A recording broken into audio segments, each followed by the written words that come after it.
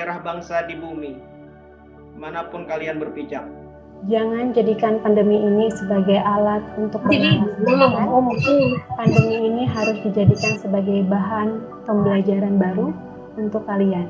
Karena untuk meraih keberhasilan, dibutuhkan perjuangan dan kesungguhannya maksimal. Adapun pandemi ini dijadikan kontemplasi atau merenung diri apakah selama ini kalian sudah serius dalam belajar, maka dengan ini kita harus lebih semangat dalam belajar. Karena itu berusahalah, bersungguh-sungguhlah, kerahkan totalitas tanpa batas dalam mengejar asa dan cita-cita.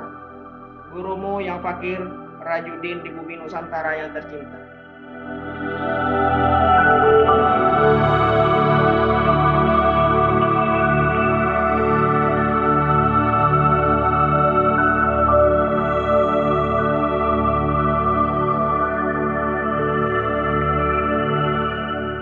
Terpujilah Ibu dan Bapak Guru, perjuangan yang diberikan untuk terus memberikan pendidikan terbaik yang dibatasi jarak dan di tengah situasi yang menantang. Terlihat jelas dan terasa benar. Terima kasih sudah meluangkan waktu untuk bercerita dan berbagi inspirasi. Pengorbanan dan doamu untuk anak-anak didik akan bergema dan bergaung menjadi perubahan positif.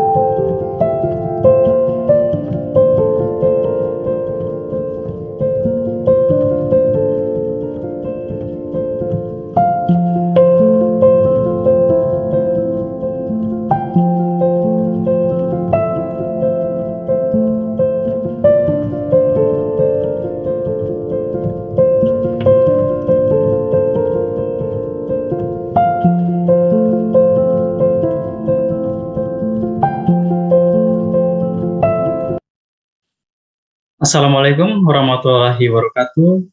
Salam sejahtera bagi kita semua. Shalom, Om, Namo Buddhaya, salam kebajikan. Halo, selamat siang menuju sore Bapak Ibu guru hebat semuanya, peserta pelatihan guru inovatif Ruang Guru. Selamat datang dan selamat bergabung ke dalam pelatihan guru inovatif hari kedua yang berjudul Impact Talks, Tips dan Praktik Implementasi Kurikulum Merdeka dari rekan guru sejawat. Nah, gimana nih kabar Bapak Ibu guru sekalian? Semoga dalam keadaan yang sehat dan baik ya.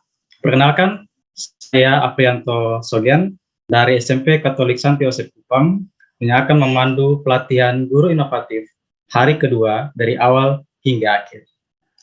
Nah, Bapak Ibu, saya lihat di kolom chat ini sudah banyak ya yang bergabung. Bapak Ibu boleh mengetik asal daerahnya di kolom chat. Dari Bandung, oke, dari Jambi, luar biasa. Dari Bali, dari ND, oh luar biasa. Saking cepatnya saya sampai tidak bisa baca. Oke, Bapak Ibu, itu artinya bahwa Ruang Guru sangat luar biasa menghimpun kita guru-guru dari Sabang sampai Merauke. Luar biasa, terima kasih Bapak Ibu yang sudah bergabung. Baik Bapak Ibu sekalian, pada pelatihan hari pertama kemarin, Bapak Ibu telah banyak mendapatkan materi tentang kurikulum merdeka dari beberapa tokoh pendidikan. Nah, pada hari kedua ini kita akan membahas materi yang cukup menarik dari beberapa sumber kita. Ya, jadi Bapak Ibu sekalian, mari kita lihat bersama materi untuk hari kedua ini. Hari kedua kita akan membahas yang pertama, bedah persiapan RPP silabus atau silabus kurikulum merdeka. Yang kedua, aktivitas pembelajaran kurikulum merdeka. Dan yang ketiga, asesmen pembelajaran kurikulum merdeka. Nah, ketiga materi ini akan disampaikan oleh narasumber kita melalui pengalaman mereka mengimplementasikan kurikulum mereka di sekolah mereka. Nah, luar biasa ya Bapak Ibu, mengenai materi ini, saya sebagai narasumber sangat antusias untuk mengikuti materi ini. Bagaimana Bapak Ibu, sudah siap? Baik, kita sebelum mulai perbincangan pada hari ini, saya akan menginformasikan terlebih dahulu beberapa aturan yang perlu Bapak Ibu perhatikan selama sesi berlangsung. Yang pertama, Bapak Ibu diharapkan berpartisipasi aktif selama pelatihan berlangsung. Yang kedua, apabila Bapak Ibu memiliki pertanyaan, dapat menuliskannya di kolom Q&A. Bapak Ibu boleh lihat di bagian bawah itu ada kolom Q&A. Silakan masuk ke kolom tersebut dan memberikan pertanyaan. Yang ketiga, link presensi akan diberikan menjelang selesai sesi. Jadi tidak perlu melalui chat. Bapak Ibu tidak perlu menuliskan nama atau asal sekolah di kolom chat. Nanti di akhir sesi akan kami berikan link presensinya. Seperti itu. Sebagai tambahan, Bapak Ibu, Zoom ini merupakan Zoom webinar, sehingga Bapak Ibu tidak dapat mengaktifkan mikrofon maupun kamera. Namun jangan khawatir, Bapak Ibu dapat bertanya, berinteraksi dengan kami melalui kolom chat dan kolom Q&A. Seperti itu ya Bapak Ibu ya. Nah, seperti yang sudah Bapak Ibu ketahui bahwa setelah mengikuti pelatihan ini, Bapak Ibu akan mendapatkan sertifikat 32 JP. Luar biasa sekali. Dan itu gratis loh. Namun, saya harus informasikan bahwa bagaimana untuk mendapatkan 32 JP itu, bahwa Bapak Ibu harus mengikuti syarat-syarat. Syarat yang pertama, Bapak Ibu harus hadir dan mengikuti seluruh kegiatan pelatihan guru inovatif dari hari pertama sampai hari yang ketiga. Yang kedua, Bapak Ibu pastikan selalu mengisi formulir presensi dan kuis pada setiap sesi. Jadi setiap sesi akan di-share link presensi, mohon Bapak Ibu untuk mengisinya agar mendapatkan sertifikat ini. Dan yang ketiga, Bapak Ibu perlu mengerjakan dan mengumpulkan tugas setiap hari. Jadi ada 3 sesi, 3 sesinya punya tugas Bapak Ibu. Jadi Bapak Ibu mohon mengerjakannya, kemudian nanti di-upload pada link yang akan kami share di hari ketiga besok. Apabila Bapak Ibu sudah memenuhi 3 persyaratan ini, maka Bapak Ibu berhak mendapatkan sertifikat 32 JP. Namun bagi Bapak Ibu yang belum memenuhi syarat, jangan khawatir, karena Bapak Ibu akan mendapatkan sertifikat JP yang akan disesuaikan dengan kehadiran dan tugas Bapak Ibu. Seperti itu ya, Bapak Ibu ya. Baik, kita akan mulai, tapi sebelum masuk ke kegiatan inti Bapak Ibu, saya mengajak Bapak Ibu guru untuk memposisikan diri dan menyanyikan lagu Indonesia terlebih dahulu. Kepada tim Ruang Guru, saya persilakan.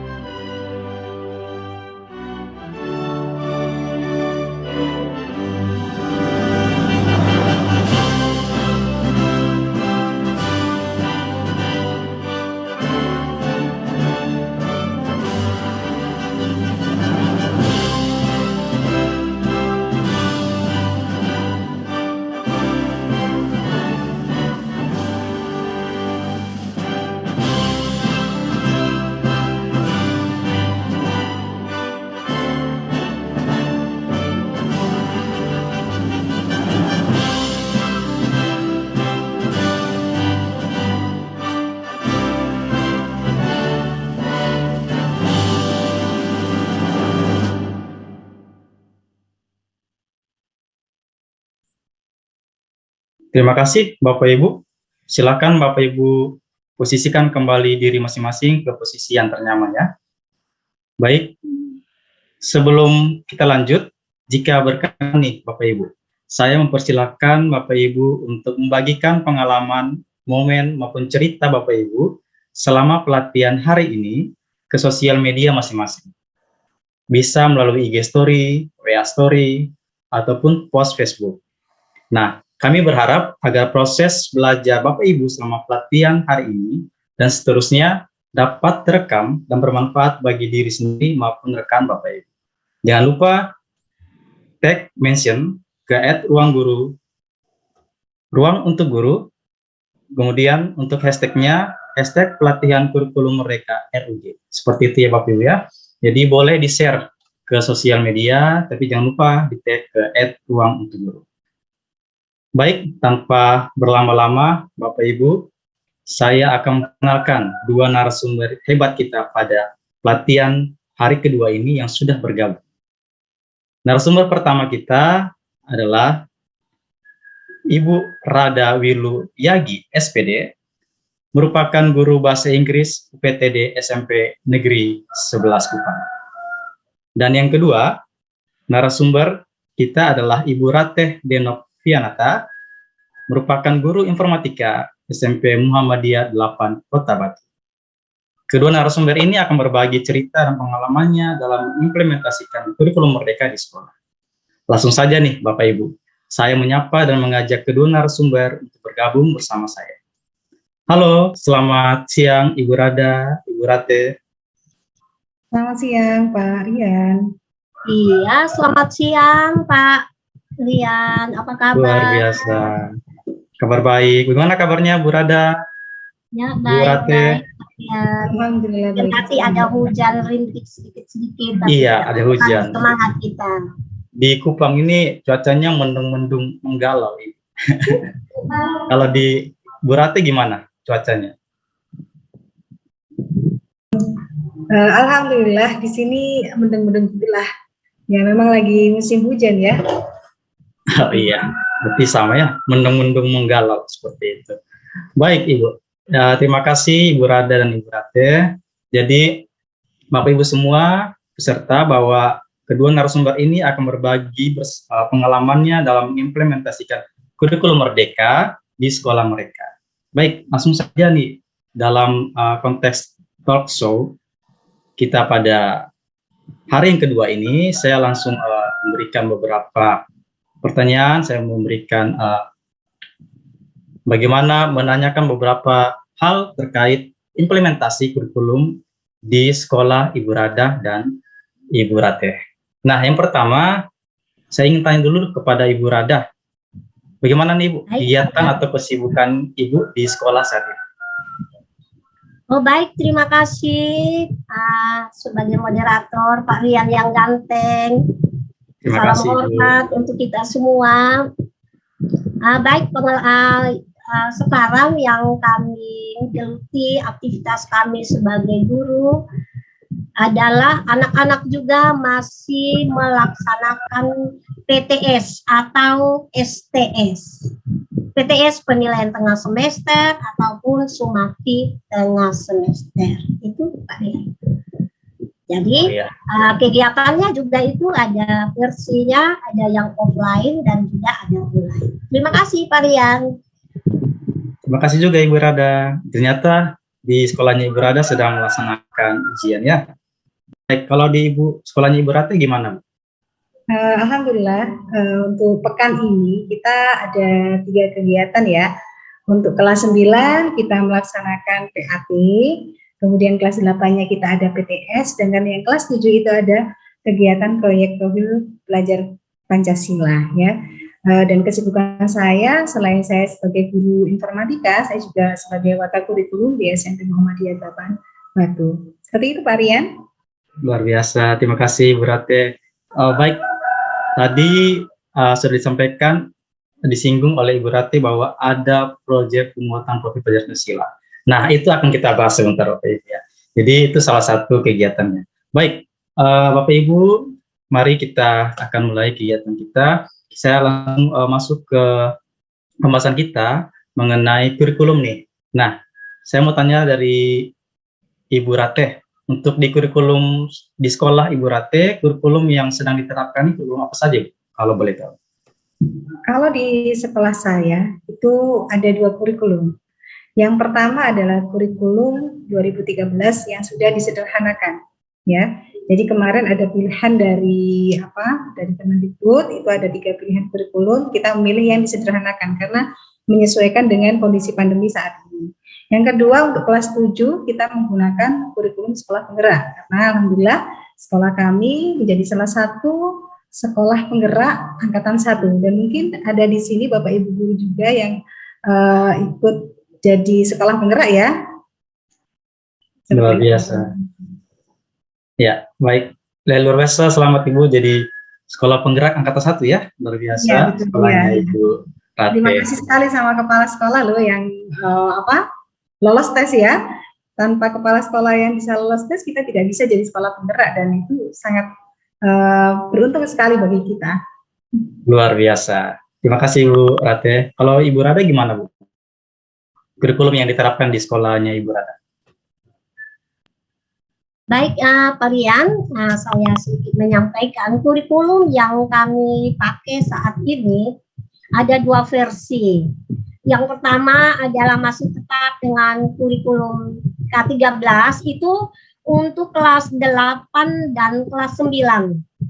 Kemudian yang kelas 7 kami berlakukan kurikulum yang kami dapatkan di sekolah penggerak. Jadi 2 versi. Jadi kurikulumnya K13 dan juga kurikulum yang kami dapatkan. Karena sekolah kami juga adalah angkatan pertama untuk menjadi sekolah penggerak. Ya. Jadi kami mengikuti survei-survei, kemudian ada segala macam, mungkin ada evaluasi yang diikuti oleh kepala sekolah. Awalnya kepala sekolah itu masih PLT. Ketika beliau mengikuti tes atau mengikuti seleksi ataupun ada survei-survei yang beliau ikuti, kemudian dinyatakan lulus sebagai kepala sekolah penggerak. Nah, itulah diawali kami kelas 7, yang mengajar di kelas 7, guru-gurunya kami disarankan untuk mengikuti alur itu. Jadi, ya sementara berjalan saling membenahi, sambil berjalan, sambil berbenah. Terima kasih, saya kembalikan. Luar biasa, terima kasih Bu Ra dan Bu Rateh. Jadi Bapak Ibu semua, kita ketahui bahwa ternyata sekolahnya Ibu Ra dan Bu Rateh ini adalah sekolah penggerak angkatan pertama. Nah, sudah berapa lama nih Bu? Kalau boleh tahu, berapa lama diterapkannya kurikulum Merdeka ini? Mungkin dari Ibu Rateh duluan.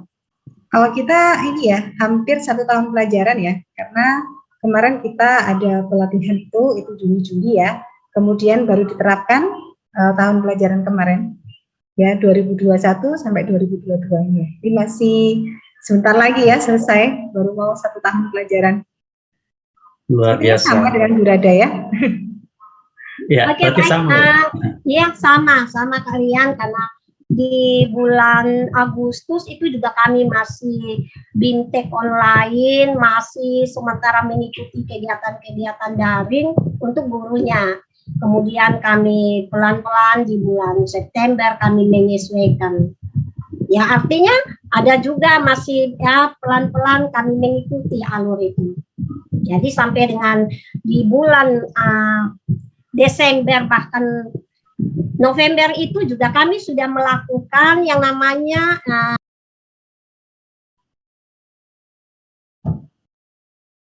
Halo Bu Rada, mic-nya coba dinyalakan lagi Bu, mohon maaf.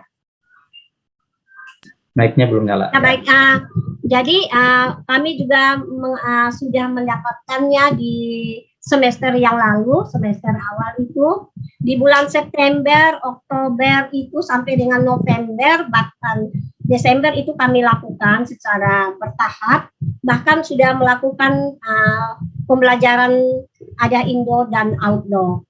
Outdoor itu yang berbasis project.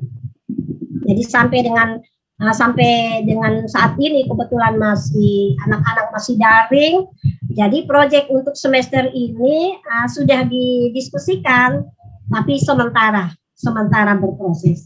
Ya, untuk semester ini, untuk proyeknya.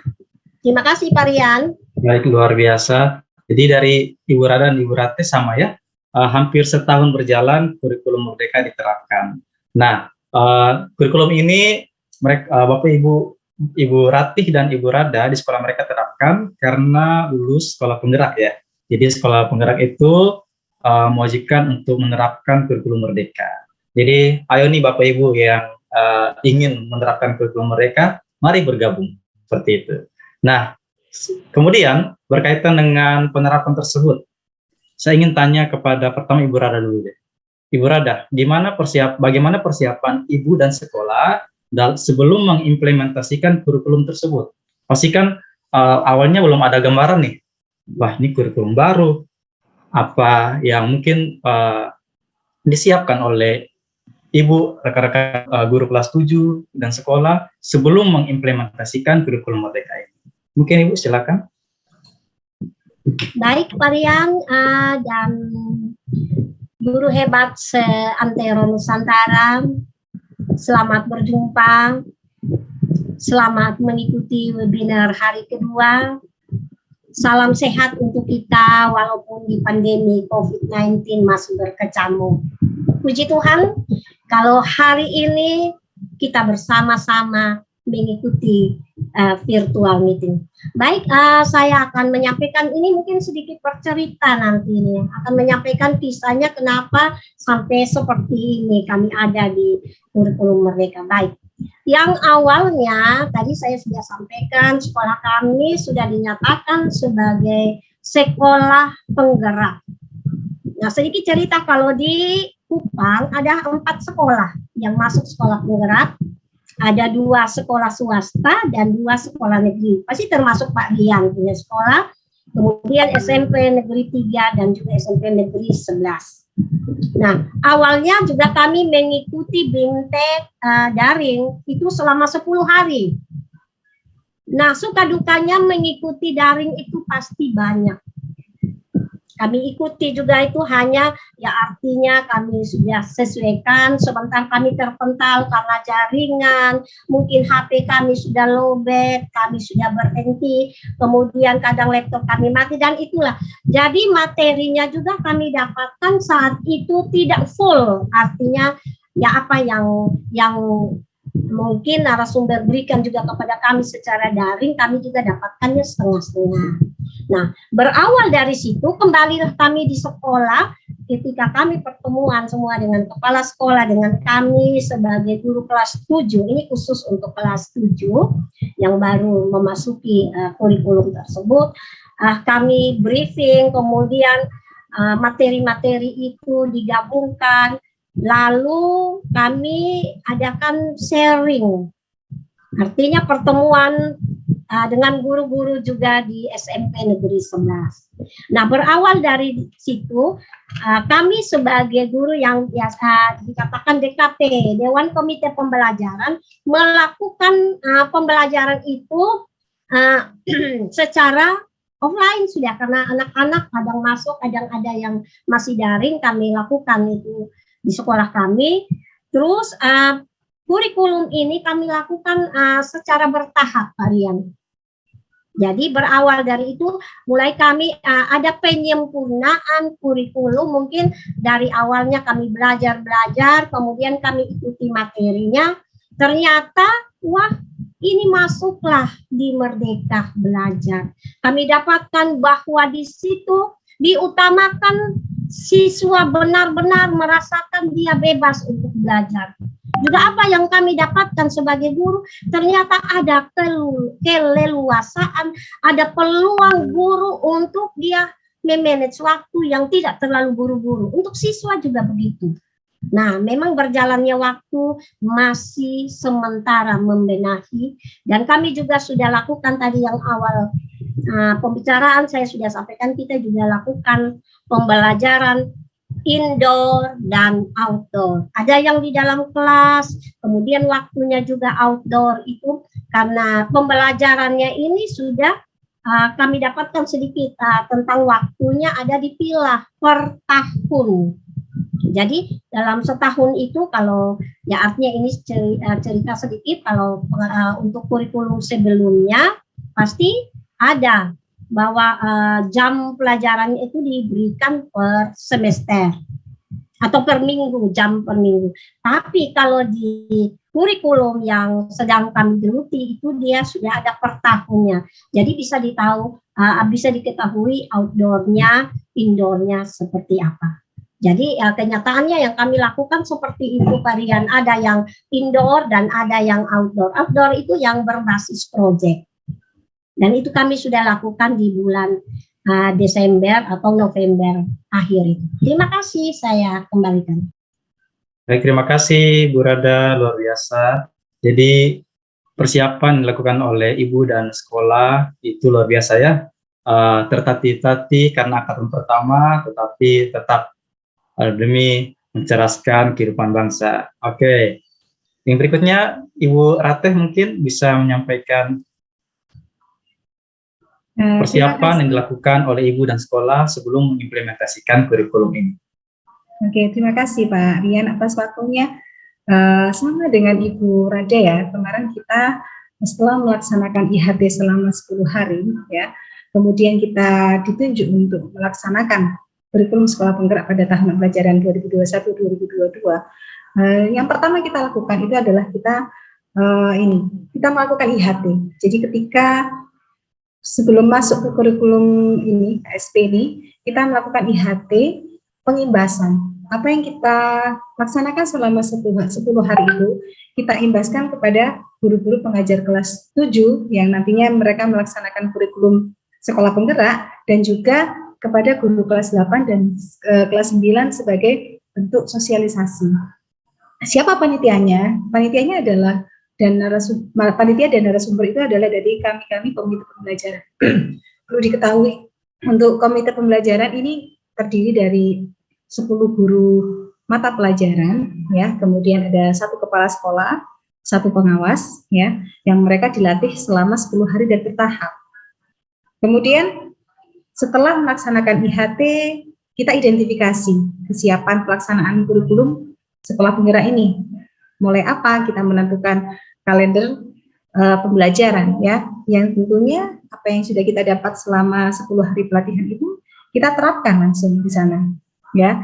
Kita kalau biasanya kita memetakan itu kan berdasarkan kegiatan sekolah, tapi di sini akan ada kegiatan proyek profil ya, kita sesuaikan dengan kegiatan sekolah. Dan itu kerjasama antara tim kurikulum, kemudian kepala sekolah, dan juga struktural, kemudian bagian kesiswaan juga sama, agar mendapatkan jam efektif ya, seperti itu. Selanjutnya, setelah itu kita melakukan tes diagnostik ya, tes diagnostik untuk siswa. Di sini untuk apa? Ini untuk memetakan awal, pemetaan sebagai dasar kita bagaimana sih nanti siswa ini dikelompokkannya. Nah, seperti itu. Kalau di sekolah saya memang kita kelompokkan sesuai dengan kemampuan tes diagnostik tadi. Seperti ada yang ada kelompok siswa yang di situ banyak kinestetis ya, kemudian dia ada yang tergolong pada kecerdasan natural ya, kemudian ada kecerdasan yang linguistik ya, seperti itu sampai ada 17. Nah, itu berdasarkan apa? Tes diagnostik yang kita laksanakan secara online. Setelah itu kita ada IHT ya, IHT internal sekolah kepada guru-guru yang lain ya. Tidak terlepas dari itu ya, setelah dari pengimbasan kita selalu ada ini ya, setiap 1 bulan sekali itu ada forum diskusi antar komite pembelajaran untuk apa? Melakukan evaluasi dan sebagainya. Dan itu sebagai penguat kita. Memang dari awal memang sangat berat sekali ya, sangat berat dilakukan. Karena kita terus terang masih meraba-raba ya Bu Rada ya, masih meraba-raba bagaimana ini kurikulumnya gitu ya, karena berbeda sekali dengan kurikulum sebelumnya. Makanya kita ya memang step by step, kemudian dimonitor oleh fasilitator ya, kemudian ada dari pelatih ahli, lah itu banyak sekali perubahan-perubahan ya. Jadi seiring berjalannya waktu dengan banyak stakeholder yang terlibat, makanya itu insya Allah mudahlah bagi kita. Seperti itu Pak Rian.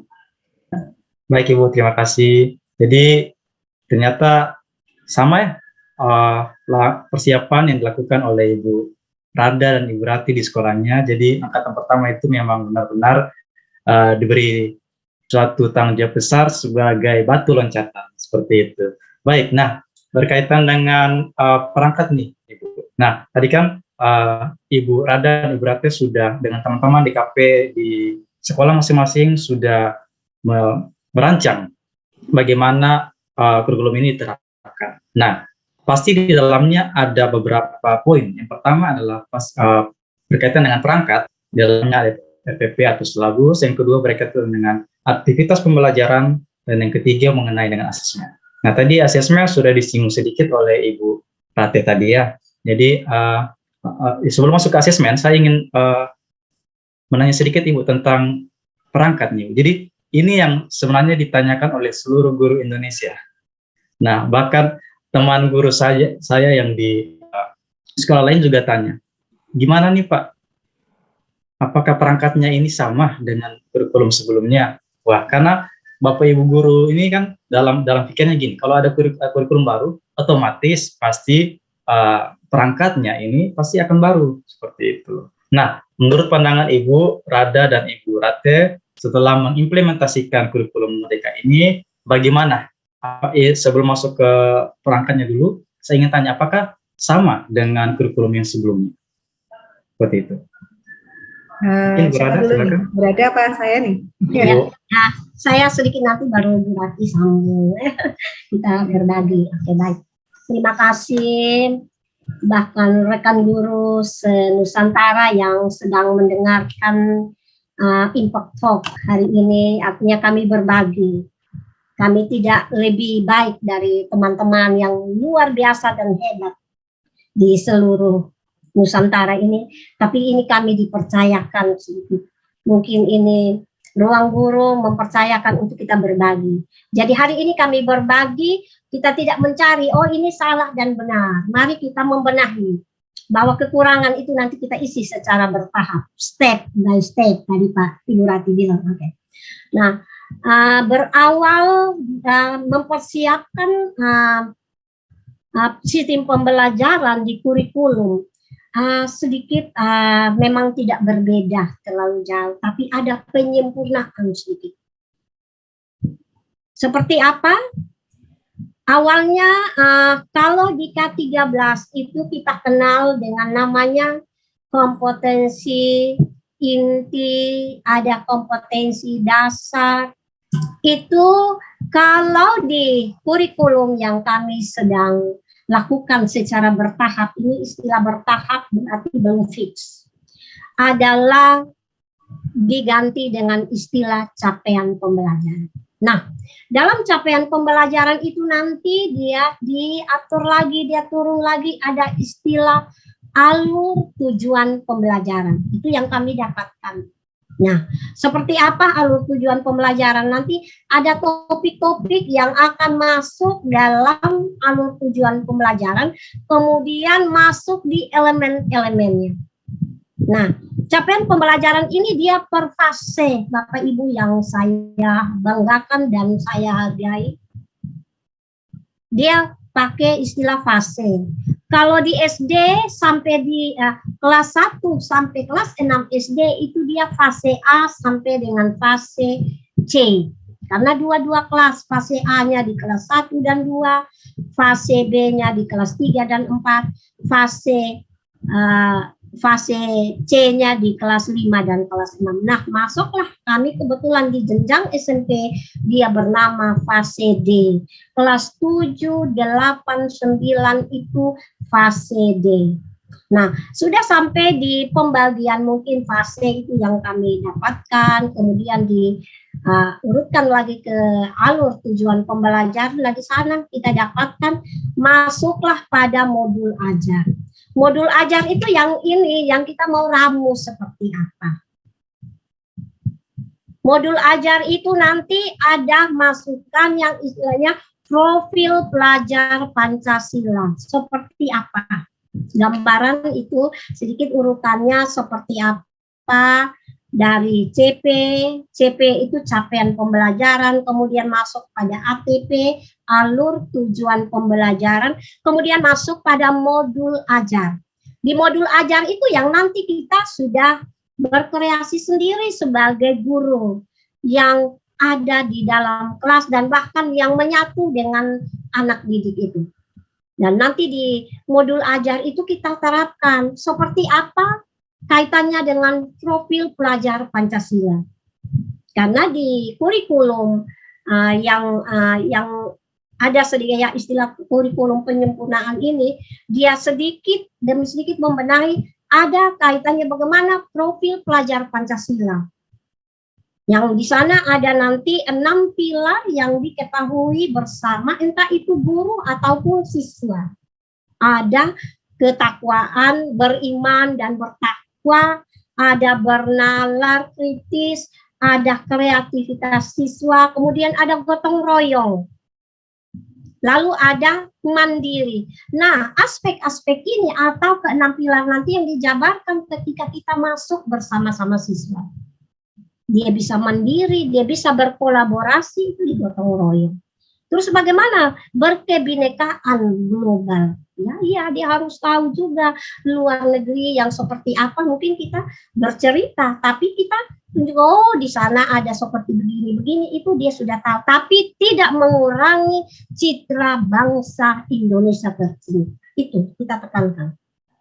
Ya, ini sedikit alurnya, nanti kita sama-sama ini sharing, pasti pertemuan-pertemuan berikutnya atau di webinar-webinar berikutnya kita ini kan sudah banyak membaca, banyak menonton di YouTube, bahkan Mas Menteri menyuarakan setiap hari tentang Merdeka Belajar. Apa sih yang kita butuh di Merdeka Belajar? Ada keleluasaan di sana. Waktunya tidak terburu-buru untuk siswa mengetahui jati dirinya. Siswa menemukan jati dirinya ketika ia berada di rangkulan Bapak Ibu guru maksudnya. Jadi sepertinya siswa kalau sudah nanti di sekolah dia betah, malah mau pulang, Ibu guru saya masih mau di sekolah gitu. Jadi apa?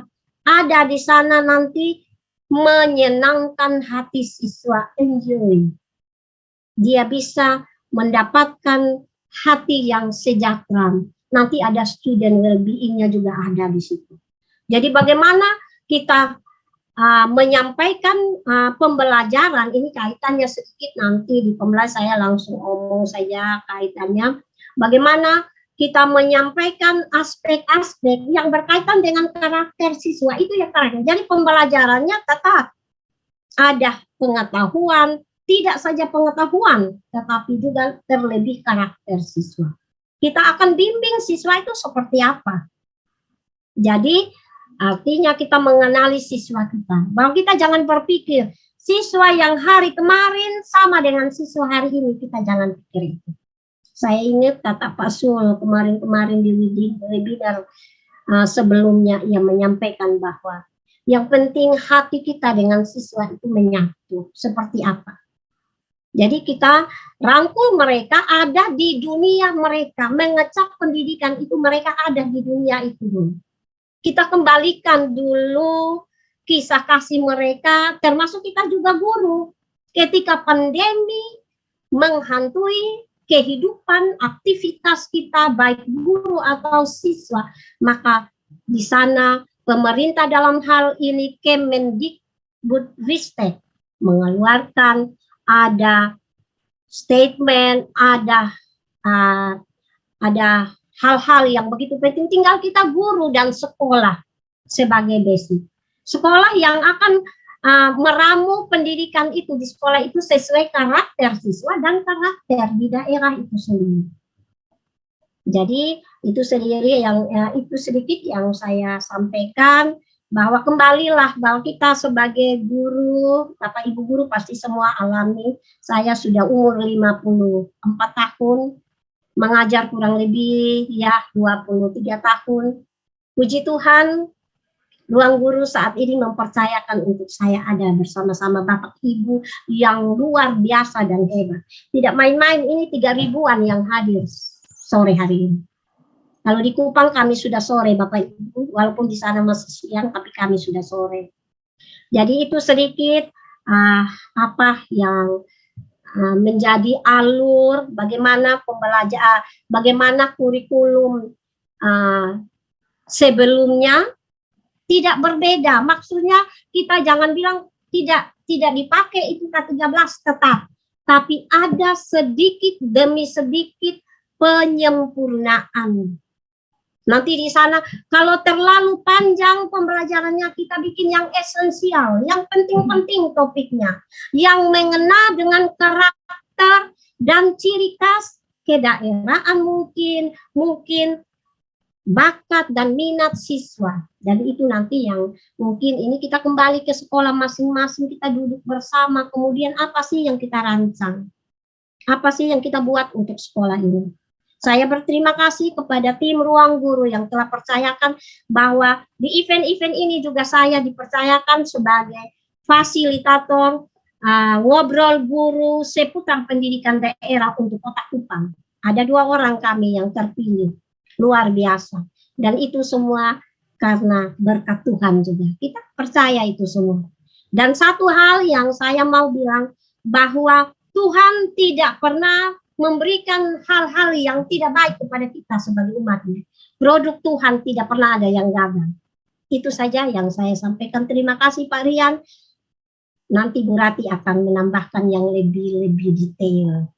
Terima kasih. Terima kasih Bu Rada, luar biasa. Jadi ternyata tidak ada perbedaan yang sangat jauh ya dari perangkat K13 dengan perangkat dari kurikulum Merdeka. Jadi hanya kalau di K13 berarti kita mengenal itu RPP, kalau di kurikulum mereka kita lebih cenderung ke modul aja seperti itu ya Bu ya. Nah, berkaitan dengan perangkat ini saya akan bertanya kepada Ibu Rate. Nah, tadi kan Ibu Rada sudah menyampaikan bahwa dalam penyusunan perangkat ini kita harus melihat beberapa faktor. Nah, dia harus menciptakan student well-being atau kebahagiaan siswa seperti itu ya. Nah, pertanyaan saya kepada Ibu Rati adalah bagaimana kita guru menciptakan sebuah perangkat ajar yang akan menuju ke student well-being seperti itu. Maksudnya perangkatnya itu harus ada korelasi otomatis ya. Perangkat yang kita buat itu sudah pasti harus ada korelasi dengan student well-being itu.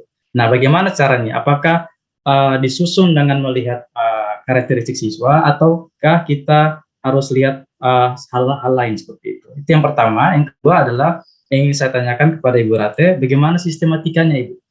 Kalau di ke-13 itu kan ada sesuatu yang membuat kita jadi baku ketika kita buat RPP. Itu pasti semua guru akan sadar bahwa ketika kita buat RPP itu pasti akan baku. Ada tujuannya di atas, terus ada lagi mungkin ada runutan pembelajarannya, kemudian di bawahnya ada asesmen dan sebagainya. Nah, dari sana itu sudah memberikan sesuatu yang baku di K13. Itu kebanyakan teman-teman saya bilang begitu. Nah, apakah di kurikulum Merdeka ini modul ajarnya yang kita buat ini dalam bentuk sesuatu yang baku atau kita bisa berkreasi seperti itu?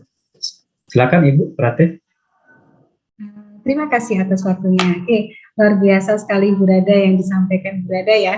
Ya, beliau sangat tugas sekali ya. Kemudian sampai pengalaman mengajarnya itu 53 tahun ya, sedangkan saya baru 16 tahun ya. Oke, terima kasih Pak Rian. Jadi seperti ini, kalau di tempat saya, sebelum kita menyusun suatu modul ajar ya, kita pertama harus kita susun dulu posnya dulu. Kurikulum operasional sekolah. Di sana ada apa? Di situ akan ada karakteristik setiap sekolah, karena ini kan setiap sekolah itu berbeda-beda. Ya, itu dulu. Setelah itu kita analisis CP. Ya, kita memang di komite pembelajaran bekerja sama dengan guru-guru. Pertama kita ada forum diskusi dulu ya antar komite pembelajaran. Kita susun bareng-bareng karena selama 10 hari kemarin itu berbeda antara fasilitator satu dengan fasilitator yang lain ya. Bagaimana cara mendrop CP itu seperti apa, itu berbeda. Makanya kita jadi satu misi dulu, satu misi bagaimana caranya mendrop CP, berdiskusi antar komite pembelajaran. Setelah kita ada CP yang sudah diberikan pemerintah, kita analisis dulu.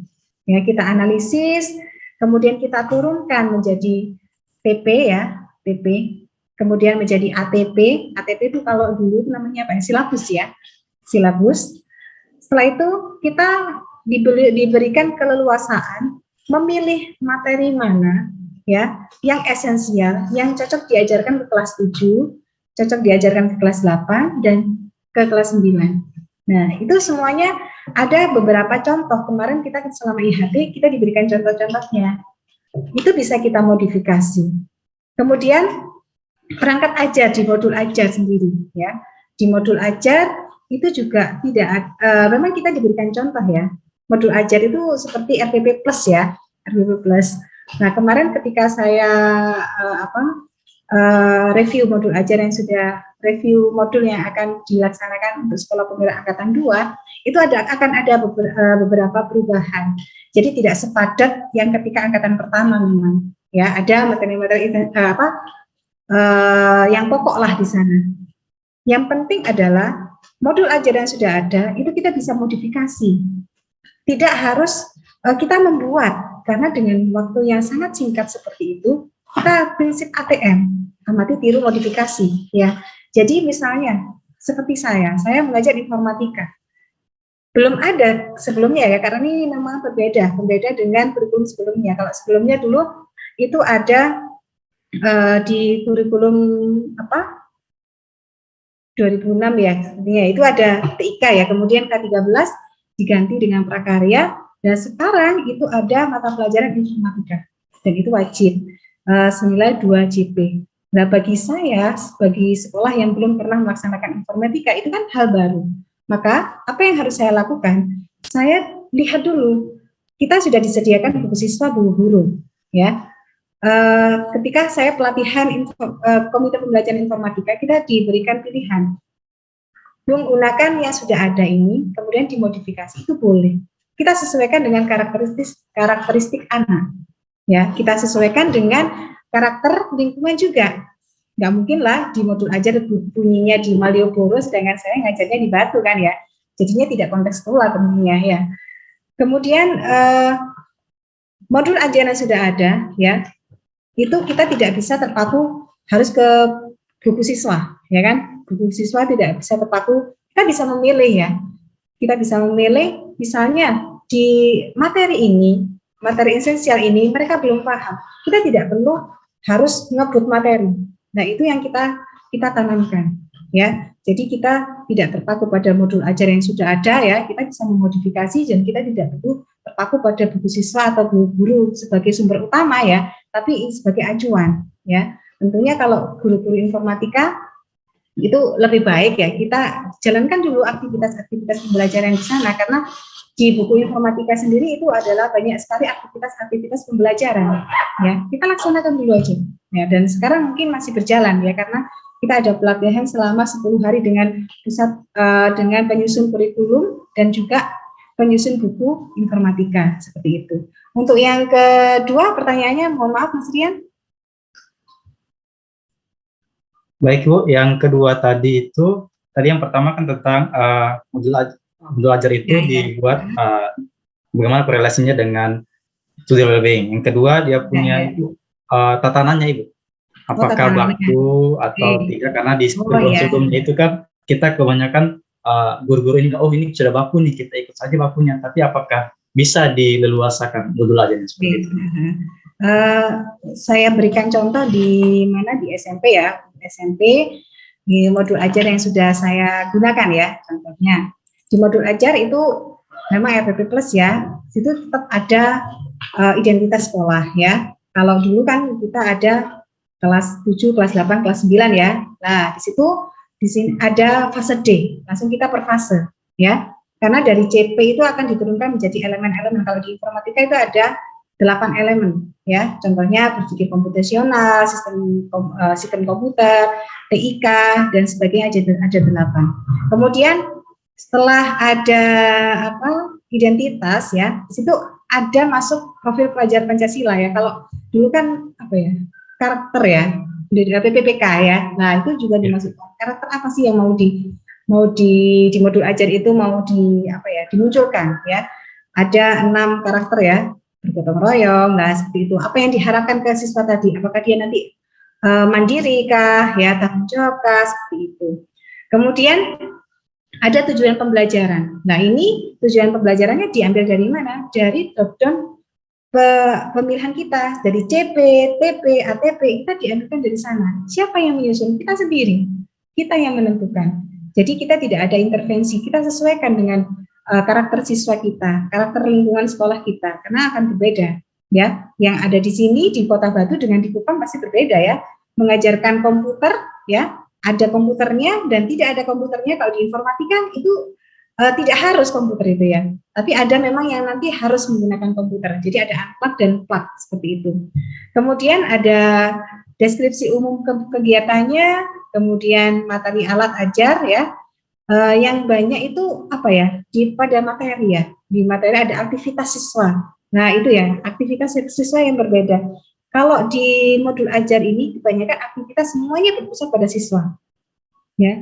Jadi kita menggunakan metode apapun ya, tapi rujukannya harus siswa. Pertama karena di kurikulum Merdeka ini itu lebih menekankan pada kegiatan siswanya itu Mas. Ya, seperti itu. Jadi berpusat pada siswa, biar apa? Mereka mendapatkan pengalaman belajar. Jadi bukan dari gurunya ya. Sepertinya dulu kan sudah ada, tapi di sini lebih ditekankan lah, seperti itu.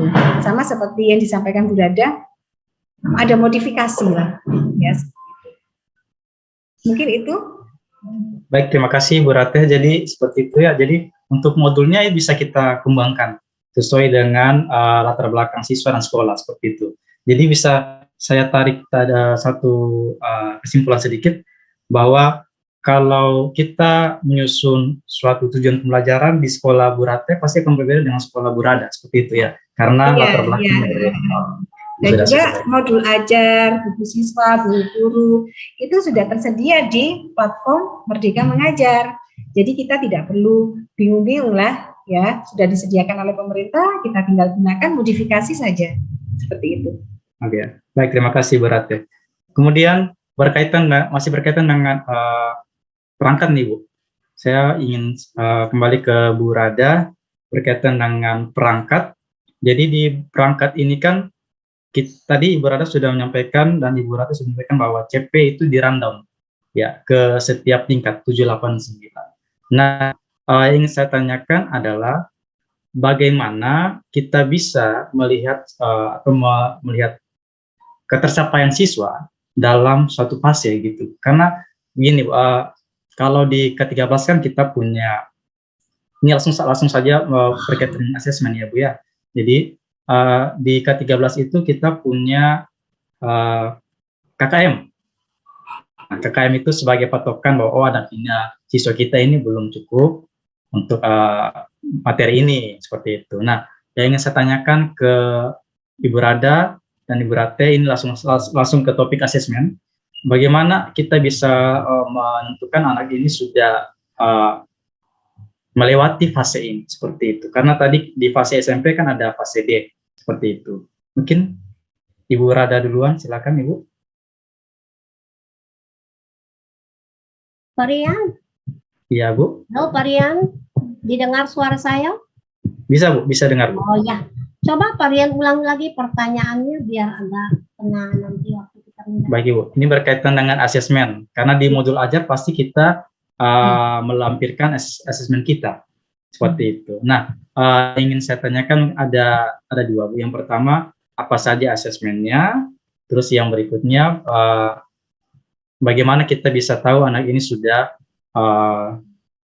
melewati fase tersebut, mungkin seperti itu. Ya, baik.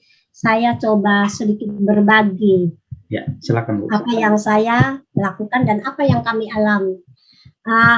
Kalau kami di kelas 7 pada awalnya waktu masuk, itu kan biasa di PD penerimaan siswa baru, itu ya biasanya diterima seperti anak ini mungkin dari setiap wilayah atau gitu, itu kita bisa tahu bahwa anak-anak ini oh ya ternyata minta maaf, ternyata orang tuanya basicnya adalah petani. Nah, itu sudah satu item yang didapatkan. Oh, ternyata orang tua yang pegawai, yang orang tuanya kerja sebagai pegawai negeri, oh sedikit. Nah, berarti itu adalah asesmen diagnostik, yang artinya kita bisa tahu, oh dari siswa itu sendiri. Ketika dia output dari SD juga kita bisa mengetahui bahwa kita bisa tanya jawab ketika ada di suatu pembelajaran.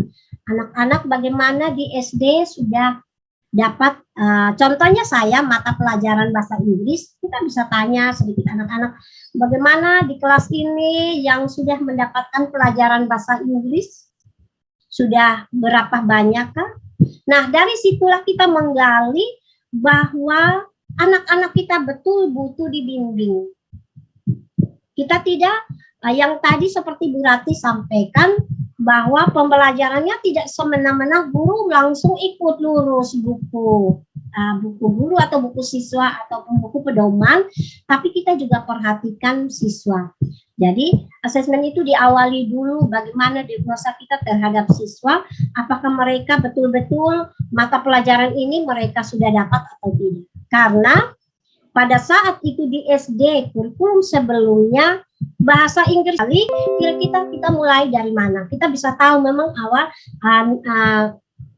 awalnya siswa ini yang belum, kemudian dari segi pengelompokan untuk karakteristik sekolahnya, oh ternyata kita ini basicnya pertanian gitu. Contoh, ini kita hanya omong saja, tapi nanti kembali lagi di sekolah pasti sambil menjalankan ini semua secara bertahap. Ini baru awal tahun, baru makanya ini tahun di 2022 semester yang kedua. Jadi begitu, ada asesmen diagnosis. Nah, kalau masuk di pengetahuan, otomatis nanti ada SUT, STS yang sekarang kami lakukan, artinya dari pembelajaran yang kita sudah berikan secara indoor, dites secara mungkin bertahap, tengah semester, ada sumatif tes semester, kemudian nanti ada sumatif akhir semester. Ada STS, ada SAS. Gitu. Sedikit itu yang mungkin saya bisa bagikan, mungkin ditambahkan lagi oleh Ibu Rati. Saya kembalikan. Terima kasih Ibu Rada. Baik, jadi disampaikan oleh Ibu Rada tadi bahwa ada 3 asesmen ya Ibu ya. Asesmen diagnostik, formatif, dan sumatif. Nah, berkaitan dengan asesmen sumatif dan formatif nih, saya ingin bertanya kepada Ibu Rate, apakah ada porsinya untuk formatif dan sumatif? Karena kalau di ke-13 itu kan kita kebanyakan sumatifnya gitu. Nah, apakah di kurikulum mereka sama dengan kurikulum sebelumnya atau ada porsinya seperti itu? Silakan Bu Rati. Oke, terima kasih. Jadi kita perlu tahu dulu ya prinsip asesmen itu untuk apa sih? Ya, jadi asesmen itu assessment as learning ya. Jadi untuk sebagai proses pembelajaran.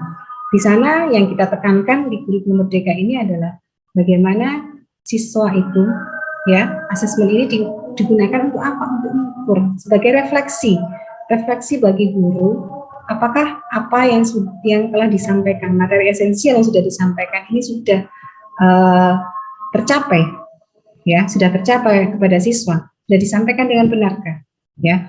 Nanti di situ tidak hanya tidak hanya bagi siswa, bagi guru untuk memperbagi pembelajarannya juga, tapi dia untuk mengetahui apakah dia juga puas ya seperti itu ya. Jadi di assessment as learning itu juga ada self assessment ya, ada peer assessment seperti assessment untuk self. Jadi self assessment mohon maaf itu dia tahu dirinya sendiri ya, apakah dia sudah mampu untuk menguasai ini. Nah, itu ada di sana. Kemudian dan juga ada peer assessment, penilaian antar teman. Nah, dan self assessment dan peer assessment ini semuanya ada di assessment formatif yang tadi sudah disampaikan Bu Rada. untuk porsinya, karena ini adalah sebagai proses pembelajaran, jadi kita lebih tekankan pada penilaian formatif. Kalau dulu memang kita terpaku, ya sekarang aja ya, kadang orang tua itu yang dilihat adalah hasil akhirnya, ya enggak, ya kan? Hasil akhirnya, kalau anak saya seperti ini, kemudian bagaimana ini ya? Nah itu kan mereka masih berpaku pada nilai, padahal tidak seperti itu. Di asesmen sendiri, nanti ketika di hasil akhirnya itu kan akan ada berbeda memang ya. Kalau dulu kan ini kompetensi ini sudah mampu semuanya, gitu kan ya, dengan nilai yang sama, gitu kan ya. Kalau tidak di sini nanti tidak. Jadi ada materi apa yang siswa sudah tuntas, ya sudah mampu, itu akan ada muncul di raport siswa. Dan apa yang tidak tuntas, dan ini dijadikan apa? Jadikan acuan untuk ke jenjang berikutnya. Misalnya Ibu Burada misalnya bahasa Inggris ya. Itu pada materi ini, itu anak ini belum mampu, berarti guru bahasa Inggris di tingkat selanjutnya ini menjadikan raport itu sebagai acuan dia, apakah dia akan melakukan matrikulasi atau pengulangan, ya seperti itu. Nah, jadi yang berbeda untuk porsinya itu asesmen formatif itu lebih banyak, ya. Kalau dan kita bisa berhak menentukan sumatifnya. Jadi guru ketika memetakan CP, ATP itu kita juga petakan juga asesmennya. Materi ini dia cocok, apakah ada perlu sumatif atau tidak? Ya, materi A perlu sumatif atau cukup formatif saja? Ya, materi B juga sama. Jadi kita yang menentukan. Seperti itu. Baik, terima kasih Bu Rati. Jadi ternyata untuk porsi formatif dan sumatifnya lebih banyak ke formatif. Namun tetap kita yang menentukan semuanya. Jadi ternyata nama kata merdeka ini benar-benar masuk seperti itu ya. Guru benar-benar merdeka dalam menyusun kegiatan pembelajaran. Baik dari merdeka, kegiatan bukan baik. Merdeka semuanya ya. Baik Ibu. Ya, merdeka semuanya ya. Tetap ada aturannya. Ya, jadi seperti itu. Terima kasih Bu Rati dan Bu Rada. Nah, yang berikutnya berkaitan aktivitas pembelajaran. Tadi saya sudah sempat mendengar Ibu Rada bilang ada kegiatan indoor dan outdoor. Outdoor itu berbasis proyek. Nah, kalau indoor itu berarti dalam kelas ya, Bu ya.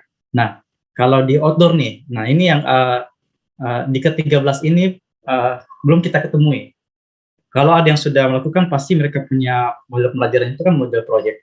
Tapi kan kalau di kurikulum mereka itu wajib untuk melaksanakan proyek. Nah, yang ingin saya mau minta sharing saja di sesi yang sekarang untuk proyek. Mungkin dari yang pertama dari Ibu Rada, proyek yang sudah dilakukan itu apa, terus gambarannya supaya teman-teman Bapak Ibu guru yang di rumah yang bergabung ini bisa tahu, oh ini gambaran proyek seperti itu. Bisa berbagi, silakan Bu Rada. Baik, terima kasih Pak Rian sebagai moderator dan juga Bapak Guru, Ibu Guru yang saya banggakan di seluruh pelosok tanah air. Ini sedikit pengalaman atau apa yang kami buat di sekolah. Kegiatan pembelajaran itu benar kami lakukan di semester pertama ketika mendapatkan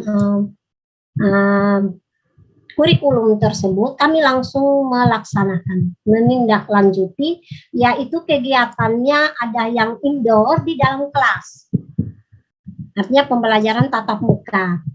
Kemudian kegiatan yang outdoor dilakukan di luar kelas. Tapi ketika saat itu kami lakukan, karena sekolah kami itu ada dengan kelas 8, kelas 9, jadi kami tidak lakukan betul di luar sana, di luar misalnya di lapangan atau di bawah pohon, tapi kami tetap ada di dalam kelas masing-masing. Jadi kami lakukan memang kegiatan outdoor sebenarnya harus di luar, tapi saat itu kami pakai di dalam kelas.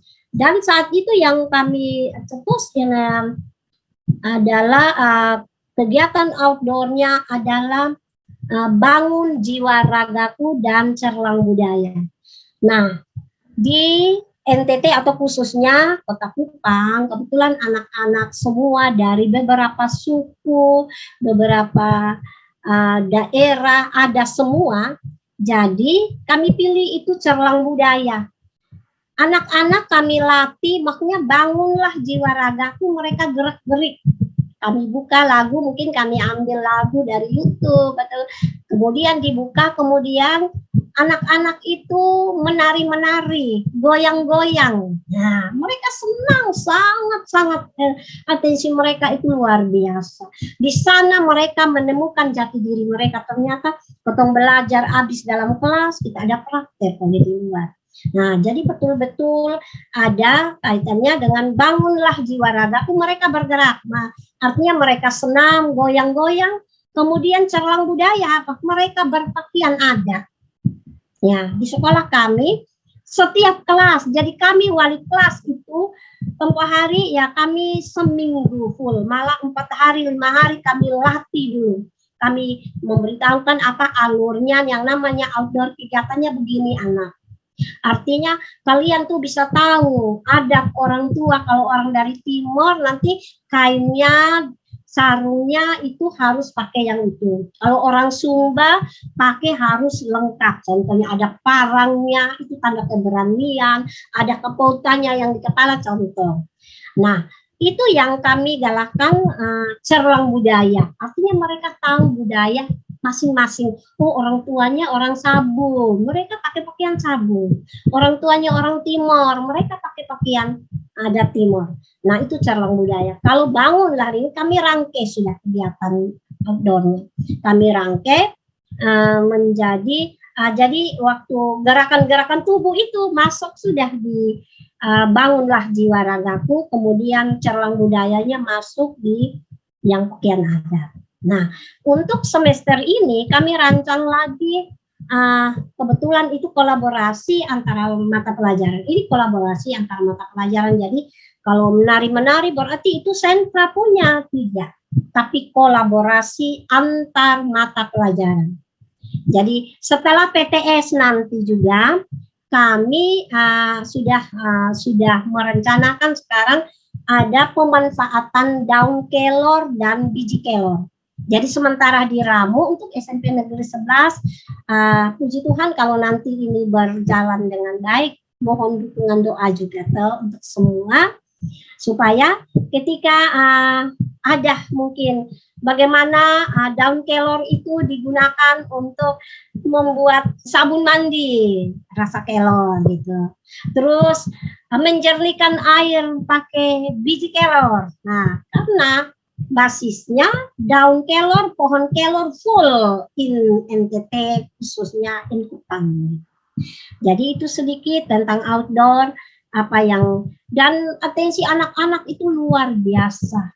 They get free and enjoyable. Di sana mereka betul-betul wow, senangnya luar biasa. Jadi ketika mereka sudah bosan di luar, oh ada kegiatan outdoornya, ya kita nari-nari, oh nanti kita mau pakai pakaian adat gitu. Jadi minta maaf Bapak Ibu yang ada di luar NTT, kalau kami di Kupang, kalau lu itu artinya engkau, kalau ketong itu artinya kami. Jadi kadang-kala kalau dialah kami juga tiba-tiba ada kata lu, ada ketong, bosong, itulah ciri khas Kupang. Thank you. Luar biasa Ibu Rada, terima kasih sharingnya tentang proyek di sekolah Ibu Rada. Yang terakhir dari Ibu Rati, mungkin bisa secara singkat gambaran proyek yang telah dilakukan di sekolah Ibu Rati. Silakan Ibu. Terima kasih Pak Rian. Ya, jadi di fase D itu kita setiap tahunnya kita diberi melaksanakan 3 proyek, ya, 3 tema proyek. Yang sudah kami laksanakan, yang pertama adalah bangunlah jiwa raganya, kemudian kearifan lokal, dan yang sedang berlangsung hari ini adalah tentang gaya hidup berkelanjutan. Ya, jadi ketika kita memilih tema tersebut, apa yang harus kita lakukan? Pertama, kita harus menganalisis kesiapan sekolah. Kita harus analisis tuh, apakah nanti pembelajarannya daring ataukah dengan luring seperti itu. Kemudian kita, ya, guru kelas 7 melakukan asesmen diagnostik, ya, kebutuhan peserta didik untuk melaksanakan proyek ini. Lalu kita identifikasi nih, setelah kita memilih tema dan topiknya, kita drop down tuh ke topik. Kira-kira mana yang ingin kita laksanakan ya, topik apa nih? Topik apa? Ada lagi setelah itu kita menentukan dimensi profil pelajar Pancasila apa yang ingin kita capai. Nah, kita harus jelaskan di sana. Ya. Setelah itu kita merencanakan jenisnya, kemudian teknik asesmen yang kita akan gunakan ya. Kemudian kita menyusun modul proyek ya. Kita menyusun LK ya. Dan juga di sana kita tidak sembarangan. Kita sudah ada ketentuannya. Apa sintak-sintak yang ada di modul itu apa saja? Kita sudah ada ya. Jadi di dalam modul itu ya, itu kita sudah dituntun nih. Selama ini kan kita ketika melaksanakan proyek ya, pembelajaran PBL ya, proyek based learning kan kita cuma disodorkan, kita mengeksplorasi. Kalau di sini kita enak ke sana ya. Jadi pertama kita harus perkenalan dulu ya, kemudian eksplorasi isu, kemudian ada refleksi awal, kunjungan ke tempat ini ya, tempat yang kita jadikan narasumber ya. Nah, contohnya kemarin kita ketika kearifan lokal, karena di sini ada pabrik tempe, keripik apel, ya kan? Nah, seperti itu kita ajak ke sana. Biar apa? Siswa memiliki pengalaman belajar. Dari siapa? Dari narasumber aslinya, pelaku industrinya. Nah, itu setelah itu kita lakukan diskusi kritis ya. Kita lakukan diskusi di kelas. Kemudian kita kumpulkan data-data yang sudah ada. Kemudian kita lakukan asesmen ya, kemudian perorganisasian data secara mandiri, ada asesmennya, sampai ada hasil yang yang ditunjukkan pada perayaan belajar ya, bisa aksi nyata sebagai poster ya, kemudian ada yang membuat video, ada yang membuat visi, itu semuanya kita bebaskan sesuai dengan topik-topik, dan itu bisa per kelas itu berbeda-beda. Ya, itu ada perayaan belajar. Nah, kapan waktunya itu kita tentukan di awal memang, ya. Dan setelah melakukan proyek itu kita juga melakukan survei ya, survei kepuasan ya, kepuasan wali murid, kepuasan siswa, bagaimana sih dengan pembelajaran proyek yang sudah kita lakukan, dan ketika kita pada kurikulum sekolah penggerak itu bagaimana kepuasan mereka. Nah, kan orang tua siswa itu nggak ngerti apa sih kurikulum merdeka, ya apa sih kurikulum sekolah penggerak. Yang mereka tahu anak saya sekolah, belajar, yang mendapatkan pengalaman apa, itu yang mereka tahu. Jadi kita secara tidak langsung kita memberikan survei tentang kepuasan mereka, dan sangat antusias sekali dari 1 sampai 5. Kebanyakan orang tua itu senang sekali siswa kita diajak pembelajaran secara outdoor, dan tentunya ini terstruktur ya, tidak asal mereka dibawa ke sana tapi tidak ada LK yang dikerjakan ya, tidak seperti itu. Kemudian siswa juga mendapatkan pengalaman belajar yang banyak ketika mereka datang ke tempat yang dituju ya. Seperti hari ini juga tadi, karena di sini ada penanggulangan bencana, kita bawa mereka ke tempat kemarin terjadi banjir bandang ya, di Kota Batu kan kemarin ada. Kita ajak mereka ke sana.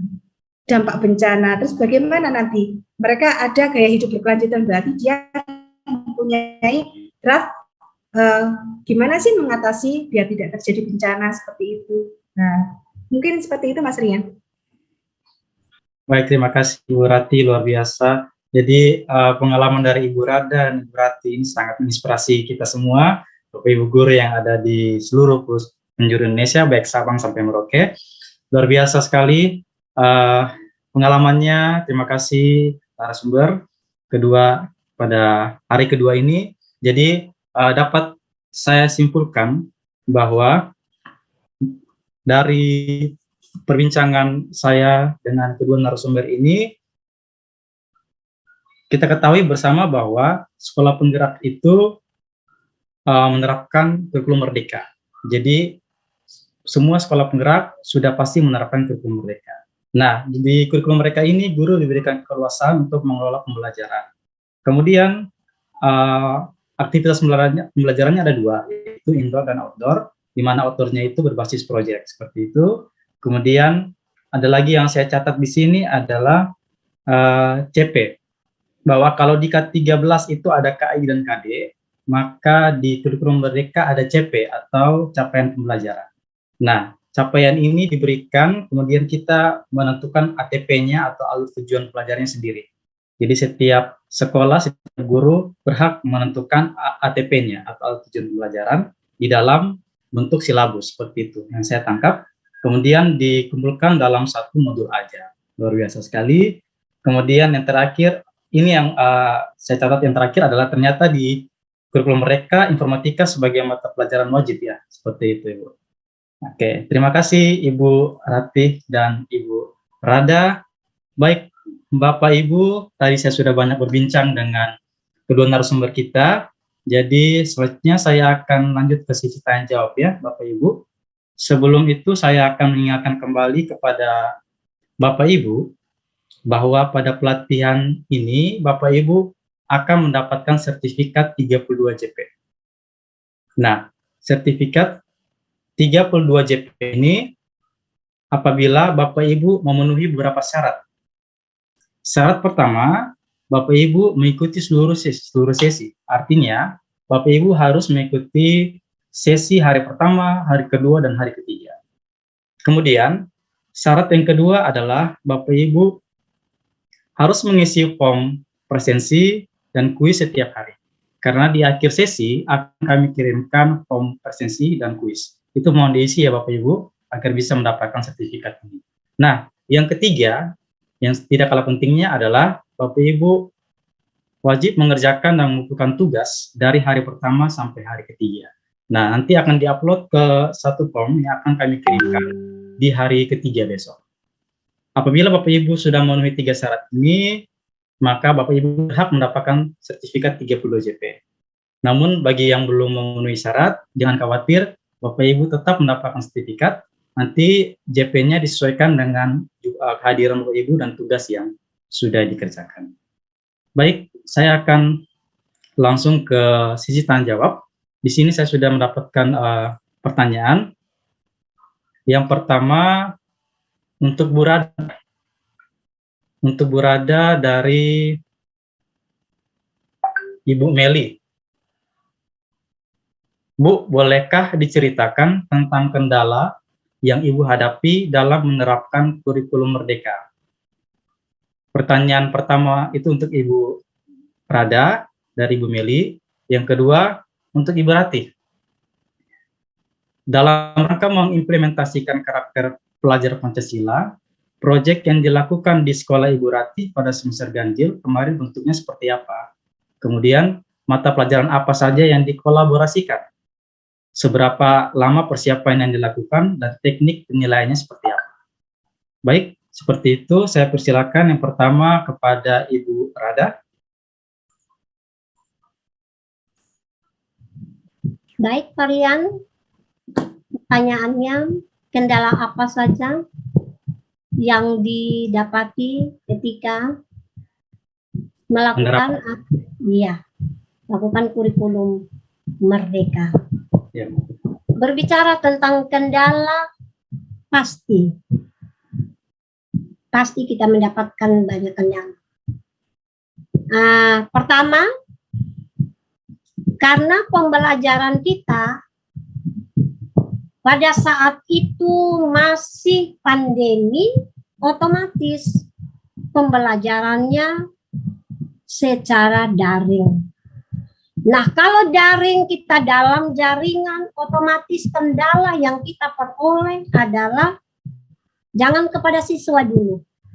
Kami juga guru banyak mendapatkan kendala terkait media yang digunakan. Iya, kalau daring kita harus pakai media komunikasi berupa handphone, laptop, dan lain sebagainya. Nah, apa yang kendalanya yaitu tidak semua anak bangsa, saya bilang anak bangsa, tidak semua memiliki alat tersebut. Yang kedua, sistem jaringan sangat mempengaruhi ketika pembelajaran daring berlangsung. Di semua daerah sudah menyampaikan itu dan kita banyak mengikuti juga webinar, kita nonton di YouTube, bahkan berita-berita pembelajaran yang sistem daring otomatis ada kendalanya. Pertama, alat yang dipakai atau media yang dipakai, yang kedua sistem jaringan. Nah, kita yang ada di Kota Kupang, ini kata Kota Kupang. Sekolah kami loh ada di pinggir Kota Kupang.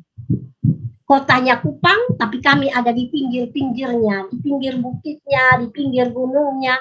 Ya maklumlah, anak-anak berapa orang, 3 orang yang sekolah, orang tua memiliki just one handphone. Bagaimana melaksanakan pembelajaran dengan memakai dengan memakai 1 HP, tapi di 3 jenjang. Ada yang SD, ada yang SMP, ada yang SMA, atau ada yang kuliah.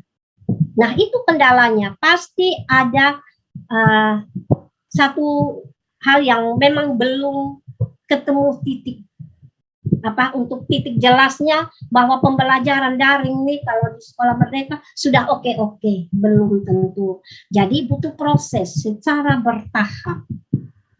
Jadi memang sudah banyak mungkin kaidah-kaidah atau pedoman-pedoman yang diberikan dari Kemendikbudristek kepada kita, pihak sekolah, lakukan ini, tapi kita legowo untuk menerima. Kami aminkan itu. Untuk di Nusa Tenggara Timur, aminkan saja pembelajaran daring, tapi kami juga tetap offline. Kita berdoa banyak supaya pandemi berlalu, anak-anak kita bertemu. Maka di sana kita dapatkan keleluasaan, hatimu dan hatiku adalah satu. Iya, itu sedikit kendala. Itu saja saya kembalikan dulu Pak Rian, kendalanya itu yang saya dapatkan. Atau saya tambahkan lagi Pak Rian, cukup Silakan, Bu. Kasih. Baik Ibu Rada, terima kasih atas jawabannya. Halo. Halo Ibu. Iya, terdengar suara saya? Terdengar Bu, terdengar. Iya, kendalanya itu. Kalau pembelajaran daring adalah media yang digunakan dan juga sistem jaringan. Yang kedua, kalau offline, apa kendalanya? Pasti ada. Yaitu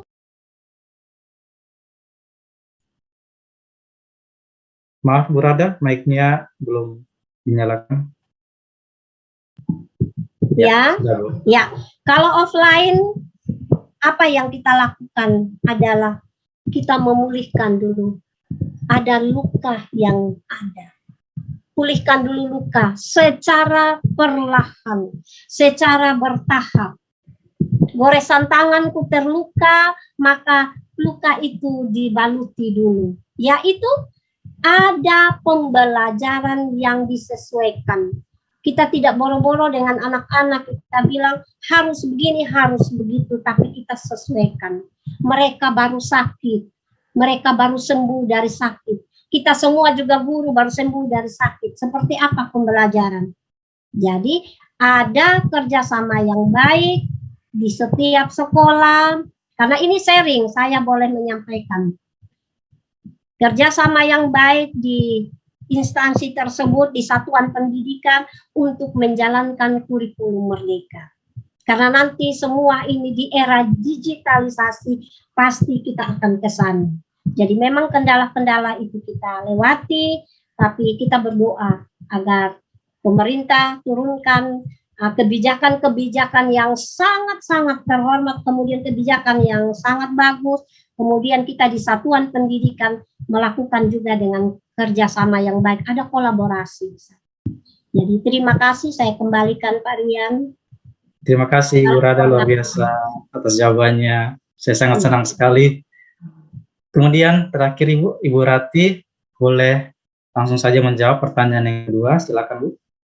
Oke, untuk di sekolah saya, kita sudah melaksanakan di semester 1 itu adalah ambil tema bangunlah jiwa raganya. Dan yang topik kita usung utama adalah tentang cyberbullying. Pelaksanaannya kemarin secara online ya, karena kita masih belum diperbolehkan oleh melakukan PTM ya. Hasil proyeknya, perayaan belajarnya kita juga secara online. Kebetulan kita adalah poster ya, di sana ada poster tentang bagaimana cara menanggulangi cyberbullying, yang tentunya pertama kita adalah mengajak siswa untuk tidak melakukan cyberbullying, itu adalah yang pertama. Kemudian proyek kedua itu adalah kearifan lokal. Kearifan lokal di sini kita sesuai dengan daerah tempat tinggal mereka masing-masing. Ya, kita ada yang tempat dia tinggal di tempat petani bunga. Nah, itu kita yang gali. Ya, untuk produk akhirnya banyak sekali, ada video, kemudian ada yang musikalisasi puisi, kemudian ada artikel, ya, itu semuanya kita dokumentasikan pada drive bersama yang sudah disediakan oleh kementerian, ya, kita menggunakan drive bersama dari Belajar ID, ya, menggunakan akun Belajar ID, semuanya kita dokumentasikan di sana. Kita memanfaatkan yang sudah ada aja, sederhana sekali. Kemudian di semester ini kita mengambil tema gaya hidup berkelanjutan. Jadi tidak hanya mereka itu hasil akhirnya itu tidak harus sebuah video, tapi ada pembiasaan yang mereka dirubah. Ya, contoh misalnya ada satu kelas G7E itu dia mengambil topik tentang gaya hidup sehat. Hasil akhirnya itu adalah pembiasaan bagaimana dia melakukan gaya hidup sehat itu bagaimana, dan itu ada kerjasama dengan orang tua dan ada materi dari narasumber, ya. Tentunya semua tidak harus bentuknya adalah hasil akhir video dan seperti itu. Kemudian waktu untuk persiapannya kita ada 2 minggu persiapan. Itu yang pertama dulu memang cuma 1 minggu, ya. Untuk saat ini karena kita sudah evaluasi dan ada monitoring dari pelatih ahli, kita jadinya persiapannya lebih awal. Ya, selama 2 minggu kita mulai diskusi, pemilihan topik itu dengan komite pembelajaran dan guru-guru kelas 7. Semua mata pelajaran terlibat.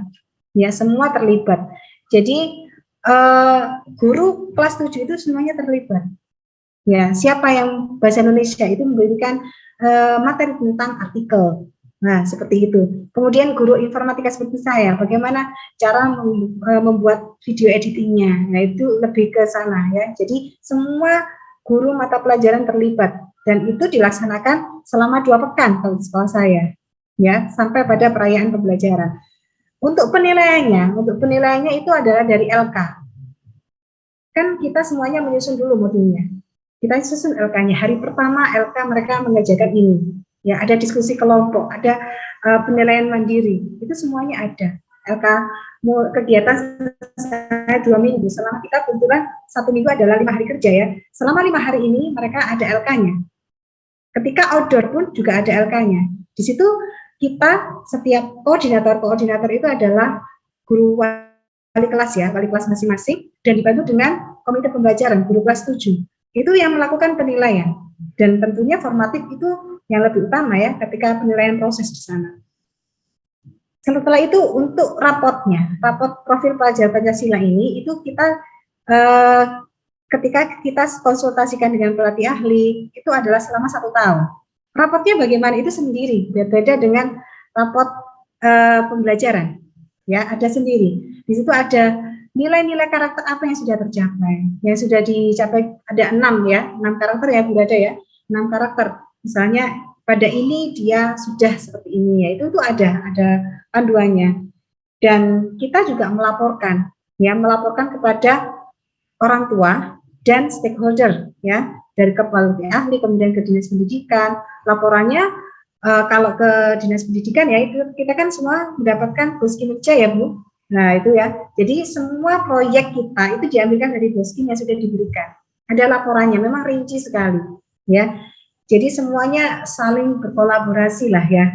Jadi proyek ini kita ada dananya dari bos kinerja yang sudah diberikan khusus untuk sekolah penggerak, ya.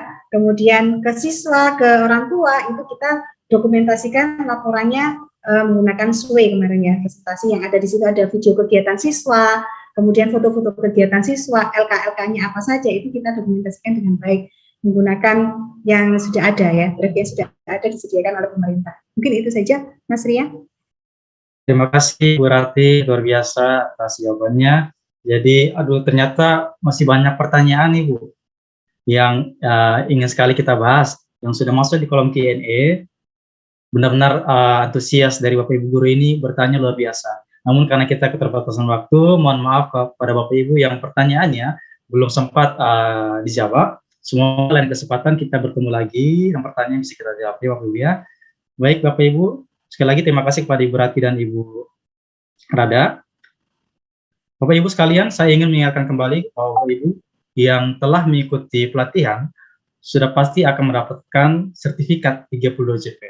Namun harus mengikuti beberapa syarat, Bapak Ibu ya. Saya ingati lagi untuk syaratnya. Yang pertama, untuk syarat sertifikat, Bapak Ibu perlu hadir dalam seluruh kegiatan pelatihan, baik hari pertama, hari kedua, dan hari ketiga. Kemudian harus mengisi form presensi dan kuis. Kemudian yang terakhir harus mengerjakan kuis, mengerjakan tugas, dan mengumpulkannya di link form yang akan kami bagikan pada hari ketiga besok. Seperti itu Bapak Ibu ya, jadi memperhatikan syarat untuk sertifikat 32 JP-nya. Kemudian selanjutnya saya akan menginformasikan kepada Bapak Ibu tentang beberapa hal yang Bapak Ibu harus ketahui tentang sesi ini. Yang berikutnya adalah mengenai informasi. Yang pertama, rekaman sesi ini akan diupload ke YouTube Ruang Kelas. Yang kedua, link rekaman sesi dan PPT materi akan di-share ke grup Telegram. Jadi untuk Bapak Ibu yang belum bergabung, ayo silakan bergabung ke grup Telegram kita di bit.ly/telegram ruang untuk guru. Jadi itu tautannya, silakan Bapak Ibu masuk ke Telegram atau bisa di-share oleh tim Ruang Guru di kolom chat. Jadi silakan bergabung. Kemudian yang terakhir, sertifikat akan dikirim bertahap Bapak Ibu. Paling lambat tanggal 8 April 2022. Jadi Bapak Ibu jangan khawatir kalau sertifikatnya belum masuk, karena kita akan kirim secara bertahap. Seperti itu ya Bapak Ibu ya. Yang berikut mengenai tugas. Nah ini Bapak Ibu, ini penting mengenai tugas, bahwa setiap sesi punya tugas. Tugas untuk sesi yang kedua ini, hari yang kedua, adalah Bapak Ibu membuat catatan evaluasi mandiri, hal apa saja yang perlu dipersiapkan guru dan sekolah untuk transisi ke kurikulum merdeka. Bapak Ibu dapat menuliskannya di catatan, evaluasi, di kertas atau di ketik, boleh, bebas. Kemudian bukti tugasnya bisa berupa foto ataupun dokumen. Tugas tersebut akan dikumpul ke link. Nanti linknya akan kami bagikan pada hari ketiga besok. Jadi kami harap Bapak Ibu besok tetap hadir pada hari yang ketiga agar bisa mendapatkan link pengumpulan tugas. Jadi boleh dicatat atau di screenshot tugas ini supaya sebentar bisa, kalau lagi santai bisa mengerjakan tugasnya, seperti itu. Baik Bapak Ibu, kemudian saya akan menyampaikan informasi tentang link presensi dan Telegram. Nah ini yang sudah ditunggu-tunggu dari tadi Bapak Ibu. Banyak sekali chat di kolom komentar tentang presensinya Pak, presensinya Pak. Oke, baik. Untuk presensinya sudah dikirim oleh tim Ruang Guru di kolom chat. Tautannya adalah bit.ly/ruang kurikulum merdeka hari 2. Silakan Bapak Ibu akses tautan tersebut, sudah di kolom chat, sudah di-share oleh tim Ruang Guru. Silakan Bapak Ibu isi. Link presensinya akan kami tutup pada hari Kamis besok, 24 Maret 2022, jam 8 pagi waktu Indonesia Barat. Jadi jangan takut bahwa, oh saya belum mengisi, tidak apa-apa Ibu. Bapak Ibu besok pagi masih bisa. Jam 8 batasnya ya, Bapak Ibu memperhatikan waktunya. Di link tersebut juga sudah ada Telegram untuk bergabung, silakan Bapak Ibu masuk untuk mendapatkan informasi tentang pelatihan-pelatihan dari Ruang Guru. Seperti itu ya Bapak Ibu ya. Baik Bapak Ibu, tidak terasa sudah 1,5 jam kita bersama berbincang seputar kurikulum merdeka bersama dua narasumber kita yang sangat hebat, Ibu Rada dan Ibu Rate. Sekali lagi saya ucapkan terima kasih kepada narasumber kita, Ibu Rada, Ibu Rate, terima kasih juga yang berlimpah kepada para peserta, Bapak Ibu Guru yang sudah menyaksikan pelatihan hari ini, hari yang kedua, dari awal hingga akhir. Semoga apa yang kita perbincangkan hari ini dapat bermanfaat, Bapak Ibu ya. Mohon maaf apabila selama kegiatan ini ada tutur kata yang kurang berkenan di hati Bapak Ibu yang saya sengaja maupun tidak sengaja. Akhir kata Bapak Ibu, terima kasih. Saya Aprianto. Mohon pamit undur diri sebagai narasumber dan moderator. Terima kasih dan sampai jumpa pada pertemuan yang berikut. Terima kasih, Oke, terima selamat. kasih Pak Rian. Terima kasih Terima Bapak kasih. semuanya. Terima kasih, Salam Mbak Dara. hormat tim Riang Guru. Terima kasih. Izin live ya.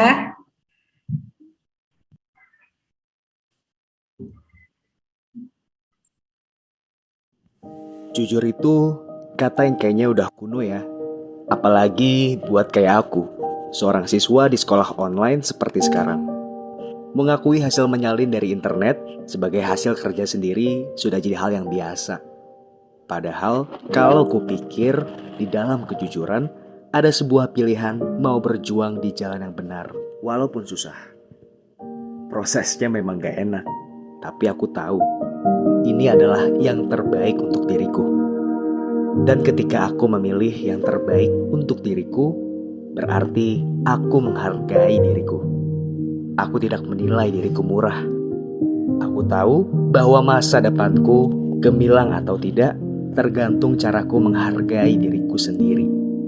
Jujur bukanlah kata yang sulit ketika aku sadar di dalamnya terdapat masa depanku. Stop copy paste.